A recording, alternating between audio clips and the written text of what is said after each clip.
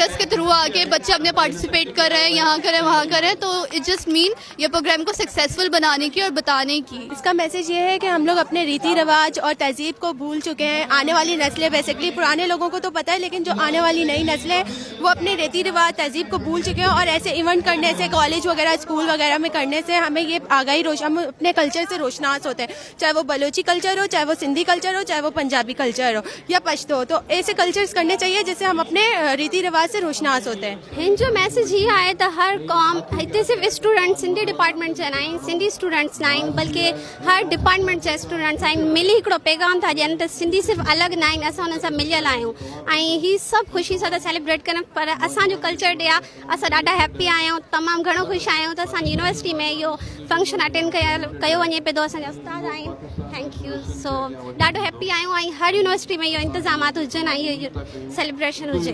थकावत जो ॾींहुं, एकता जो ॾींहुं, इहो अली काज़ी साहब शुरू कयो ऐं मां हिनखे ईअं चवंदो आहियां त सिंधी मीडिया पंहिंजे ज़िम्मेदारनि खां अॻिते वधी हीउ कमु कयो ऐं इहो क्रेडिट जेको आहे अली काज़ी साहब ॾे वञे थो। ऐं हीउ असांजो हक़ीक़त में हिकिड़े क़िस्म जो प्रैक्टिकल आहे त असां जेके सोशल साइंसिस जा डिपार्टमेंट्स आहियूं या ॿोलीअ जा डिपार्टमेंट्स आहियूं, उहे रुगो क्लासरूम ताईं महदूद न आहियूं, पर हीउ हिन क़िस्म जी लेब क़ाइमु करे जिन में शामिलु कयो असां शागिर्दनि खे, पाण शामिलु थिया आहियूं ऐं उन्हनि खां तजुर्बो करायूं पिया ऐं मुंतक़िली हीउ तजुर्बो अहिड़ो आहे जंहिं वसीले सॼी दुनिया ताईं पैगाम पहुचे पियो ऐं नओं नसुल इन में ख़ासि दिलचस्पी वठे पियो। मां मास कम्युनिकेशन जी शागिर्द आहियां, मुंहिंजो नालो विरसा आहे ऐं हीअ असां इन लाइ ऑर्गेनाइज़ कयोसीं त असां पंहिंजी सिंधी सक़ाफ़त खे माण्हुनि ताईं पहुचायूं। हिन में मुख़्तलिफ़ शयूं आहिनि।